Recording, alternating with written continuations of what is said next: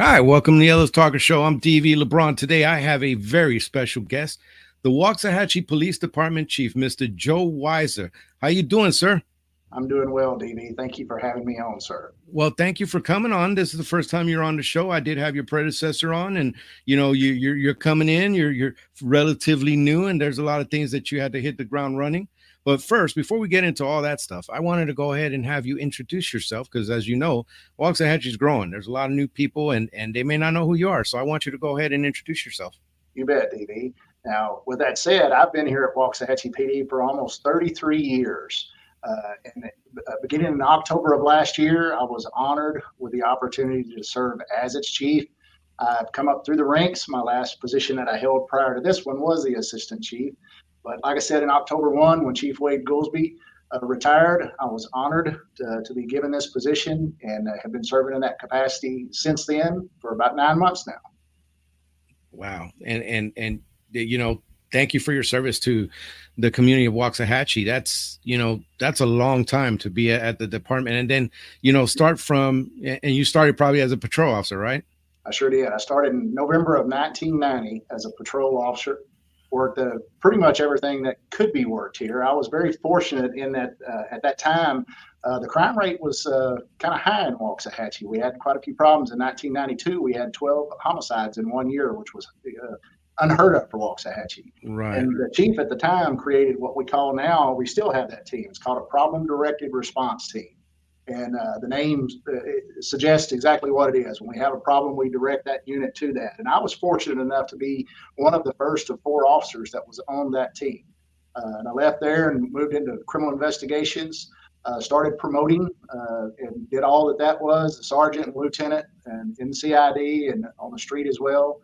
And then eventually was made assistant chief. And now I get to serve the citizens of Waxahachie as a chief. And DV, I was born and raised in Waxahachie, so I've seen all that growth that you're talking about up close and personal. Wow, I didn't know that you had such deep roots to Waxahachie. And if you've been here all your life, I know that you've seen some serious change. I mean, I've seen my friend and councilwoman, Miss Wallace. I've seen her picture with a revolver in her hip and an old car back in the, I think that was 80s and or 90s. And I don't want to date you too much, ma'am. But yeah, it's amazing that you have seen all this growth and grown with the department and able to promote within. It's not something you see often. We're in budget time. And I know that money is part of it. In order to serve the community and protect and serve, money is part of it. So what are some of the challenges that you have faced in the last year with budgetary concerns? And what's some of the needs that you really foresee needing for this next fiscal year? Well, let me start off by saying over the last 5-10 years even, the Waxahachie Police Department, along with the other city departments, could not have asked for a better situation. The council and city staff have been very responsive to the needs of the Waxahachie Police Department. We've added personnel from year to year and other things along with that, all the things necessary to help us do the job that we have to do out there. It's interesting to note that coming up on this budget year, each one of the council members said that they wanted to make priority one for them compensation to all existing city employees. And over the last couple of years, in a short window of time, Waxahachie may have fallen out of the marketability as for compensation for its existing employees. And you may know that there was about $90,000 close to allocated for a compensation study that had been ongoing for quite a few months. That has been completed, and that information has been supplied to the council as of late. The budget this year, the council wanted to make it priority one for compensation to the existing employees. And so far, that's exactly what's happened. The compensation study suggested that the city employees had fallen out of the market and were no longer in competitive nature for our region. As for police officers, as you know, we compete in the Dallas-Fort Worth area for officers, and that competition has gotten pretty tough. We think we have a lot going on at Waxahachie for a reason for someone to come here and not only live, but work for the city of Waxahachie and certainly for the Waxahachie Police Department. And it appears, of course, the council won't vote on the upcoming budget until September 5th, but it appears that the monies that have been allocated for pay adjustments across the city's spectrum are going through, and we fully well expect that to be voted on and passed. And so, needless to say, that's created some excitement across the city for city employees, those pay adjustments. And but even still, with those pay adjustments, much of what you were asking, there's a lot of technology that's available to law enforcement. Several of the things that we asked for in the coming budget are still up for approval. They've made it through the process up to this point. Several of those things are cutting edge technology in the way of artificial intelligence for facial recognition package and a subscription to be able to do that, to put photos of potential people in a system and have them identified. And so far that is going through. We're excited about that. We are working as we speak on looking into a software application that's called Power Engage. And what that will, one among the many things that will do, is that will allow us to send texts out to our citizens just ahead of an officer's response. If they call us, we'll be able to have the means to send them some preloaded text to let them know what to expect when the officer gets there. But as importantly as that, when the officer leaves, they'll have the opportunity, if they choose to. If they don't want to, that's fine, but they'll have the opportunity to give us instant feedback, both on the dispatcher, the officers, and the department as a whole. So we're excited about that and all that that could bring us. And these are all things that are in the budget and passing through, and we're very excited about that. We here at the police department also have asked for a transition from our current 40 caliber weapons to a 9mm pistol. But not just the pistol, also would be the most modern aim point sights for those guns, holsters, and flashlights. And we're excited about the potential to be able to do that, along with the ammunition to train with those new sights and those new guns. I'm sorry. I'm sorry to interrupt. Go ahead. You bet. Part of that process will also include the necessary ammunition to train with those weapons. Oh wow, yeah, and the 9mm is usually the service weapon. I know it's the weapon that we use for service weapon. It's a good point and shoot weapon. I mean, yes. It just pretty much, that's the best way to explain it. It's a good point and shoot weapon. Yeah. We never want to be in that position, but if you have to be in that position, it's a good, reliable weapon. There's a lot of things going on as far as the community is concerned. Before I get into the crime, though, I wanted to ask you, are you seeing the personnel issues that maybe some other departments are? How's your staffing going right now? So we're allocated 83 sworn police officers. The department has 113 employees total. When you count all the civilians and the sworn, we're allocated 83 positions. We do have 11 openings currently. And what I would say to you, DV, is Waxahachie has been shielded from that for quite some time. We look at those agencies around us, and they've been having those kind of openings for quite some time. So this is kind of new territory for us. I think that it's a little too soon to call that a trend for Waxahachie. Maybe we can do an interview next year, and I'll be able to give you a little bit more information. I can tell you that because of the growth of Waxahachie Police Department has been in the perpetual hiring mode for almost 10 years now. And so this is something that is not new to us, in that we're constantly hiring. And of course, I worked here at a time when that was not the case. You could go quite a while without the need and or adding personnel.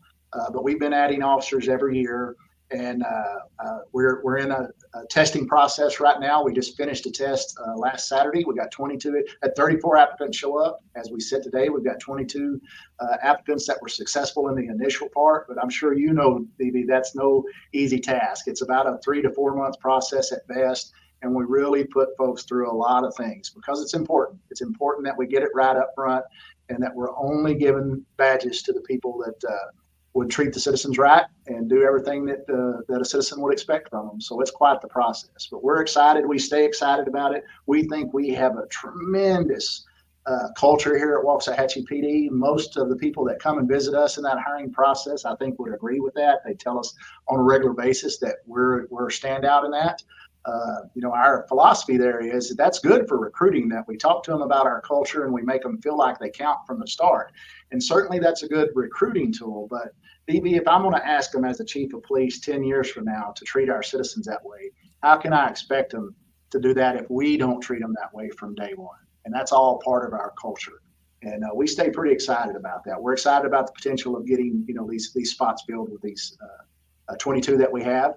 If not, we're going to keep on testing. If folks are interested out there, I encourage them to go on our website and our Facebook page, our city's website as well.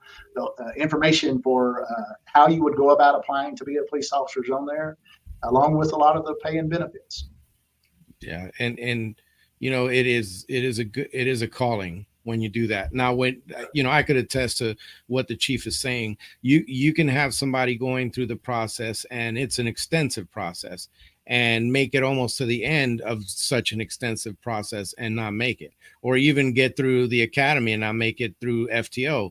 There's so many things that go into being a police officer that it is you could get maybe 50 applicants and only 10 kind of cut it, and it's a hard thing to hire. Definitely. And that lends itself to some of the extended openings that you might have too. The hiring process many times it's not unheard of for it to be a 4, 5, even 6 month process for the hiring.